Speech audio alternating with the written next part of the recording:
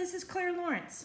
I've gotten a lot of questions about my pieces that I have done recently, the dragon and the horse, and mainly about this white line here and how the alcohol ink works with it and how I keep the alcohol ink behaving and staying in this zone. So I created a little project to show you this technique that you can use at your discretion. So what I've got here is I've got these little 6x6 wooden boards that I use commonly for alcohol ink. But what I do these for, and this is a little project that kind of goes to my heart. My mother had a stroke about, well, it was last January. Not this January, but the one before that, so a little over a year ago. And well, we got to create projects for her that are kind of simple. So I've done up a few of these boards here, and then she goes and she places clear back stickers on them. And we're going to create a wall of these so that she can easily take down and put back up as she wants to look at them. We can add to them and things like that. So I'm going to create a little board here for her to decorate with, but I'll have some design lines that I will use. Now, how I use these design lines is this little handy product here. And it's a masking fluid, but here's the magic part is it's got this little tube that you can literally use it as a pen, if you can see that there. So that's what we'll use to create the little lines. And basically it's a resist or a wall. It's in this case it's called a masking solution. Creates a wall, you let it dry, and then you do your alcohol ink in the appropriate areas. You let your alcohol ink completely dry. I go ahead and take another step and seal it with some type of protective spray. And once that's nice and hard, or sorry, not hard, but once it's nice and dry at that point, then I will remove the masking solution and then carry on to the next step. So that's what we're gonna do today. Here we go. I also wanted to show you the boards that I'm using. This is what I use for alcohol ink a lot of the times. I'll also use Yupo papers and things like that too. But these are from Jerry's Artorama, and they're just simple little wooden cradle boards. They can come in different thicknesses as well. And on the surface, this one's already been prepared with an ultra smooth gesso. And it is very, very smooth. In fact, I've got one here and I'll put it to the side there. You can see, and just by rubbing my finger across, it does have a nice smooth texture to it. Alcohol ink reacts really well to it. Probably the next step up will be the Yupo papers or like a nice ceramic tile or even an epoxy resin kind of covering. So alcohol ink loves this stuff. I like this stuff. That's what I use for my dragon and my horse pieces as well. So here we go. All right, I'm gonna do some lines on this piece here and I'm pretty much prepped up. Now the only additional supplies that I would recommend that you have is some type of paper towel because this stuff does get goopy on the end of it. It's kind of like, when it starts drying, it's kind of like rubber cement or that liquid latex where it gets rubbery, goopy, that kind of way. And also if your needle clogs up at all, and it will happen a lot, some kind of really thin needle that you can clean out your nozzle and then again wipe it down on here. So we're gonna get going. I'm just gonna do some simple line designs on the panel and we'll let those dry and then I'll play with a little bit of alcohol ink and go from there. Sometimes you'll even get, when you open this up, if you notice, on the lid here, let me get a little closer here. There's also a little point here. Make sure very carefully that you insert it into the hole of this when you're done. And any time that you have to leave this for any length of time whatsoever, because you don't want your solution to get clogged. Whoops, I bumped the camera. Let me see if, yep, we're still in picture here. Okay, so we're just gonna do, like I said, some simple lines. Let me go ahead and usually give it a test start to make sure that the solution is coming out clean. And just do a simple line stroke. I wasn't paying attention there and it went off. A lot of times you can use the needle to kind of guide your solution around a little bit. And so in here, in this case, since I blobbed it, I'm going to smooth out those big blobs before the solution sets up.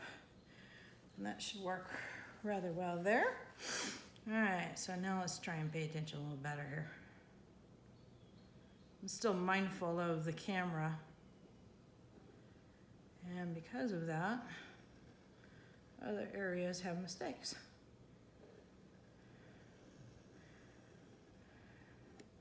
So I like playing with lines for texture or sometimes even a little whimsy. That also comes in the background that I've got. Done a lot of quilting in my past, and I guess that will always be part of me.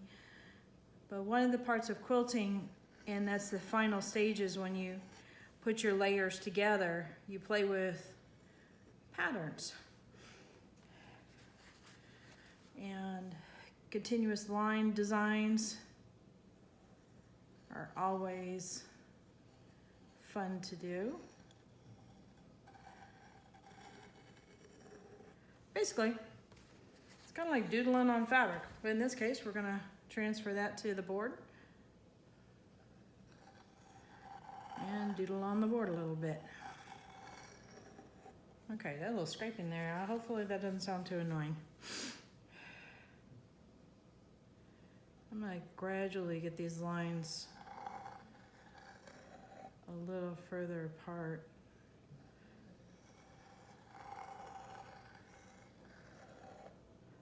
Let's see how that works.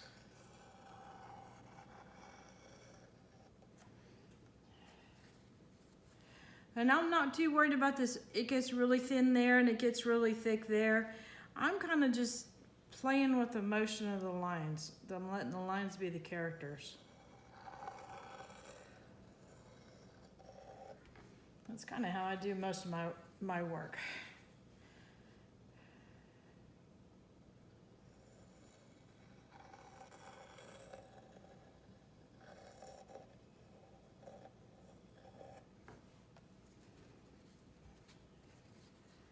And if you don't like what you've drawn in, the simple way of doing it is just let that dry and remove the line. Peel it up, and then you can draw another line in place.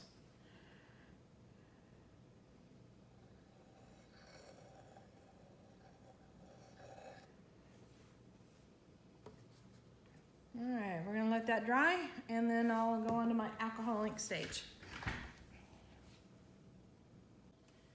Okay, the solution is dried, and the color of the lines will darken just a little bit.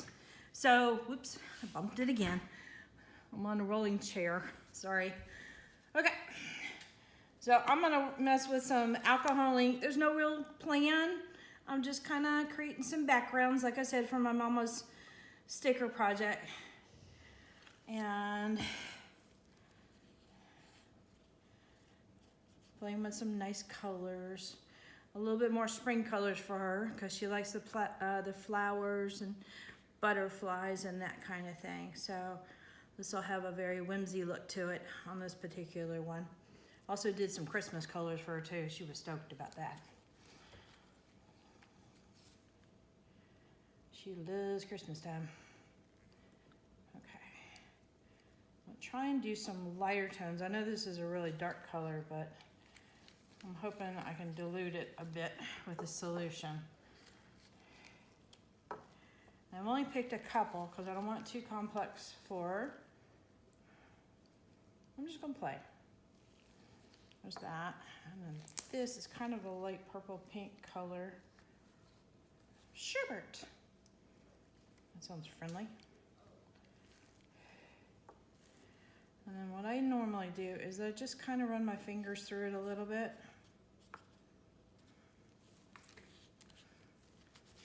Get some paper towels. Okay. And then I'll put my alcohol way to the side before I start up my dryer.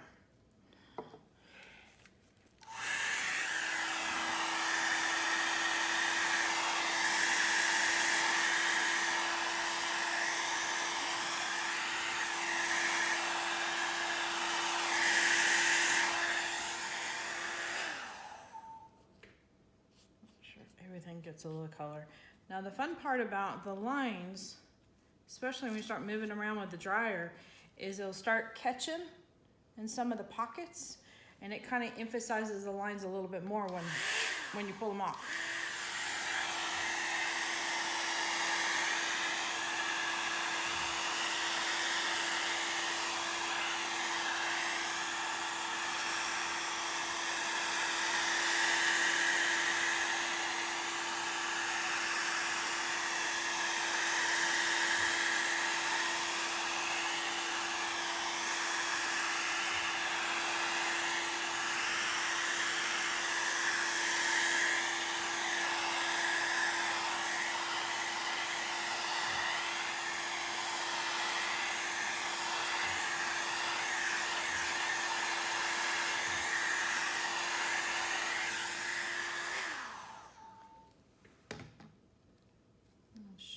I think I'm going to put a little bit more violet in some areas. For this purple twilight is the color.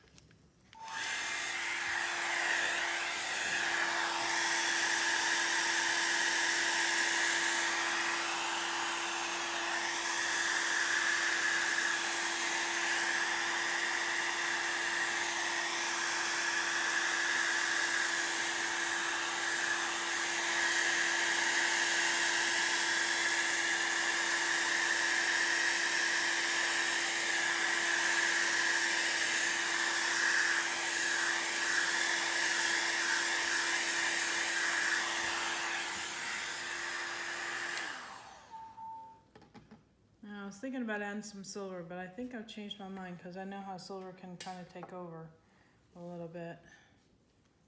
I'm going to pick up some color off the table and touch up some spots here.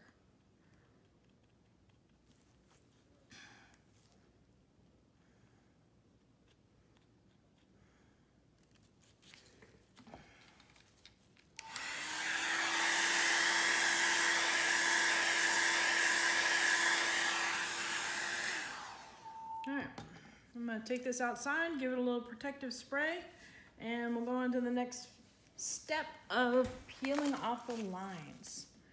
Oh, I moved way out of space. Here we go. So here, let me bring you in for a little bit of a close-up.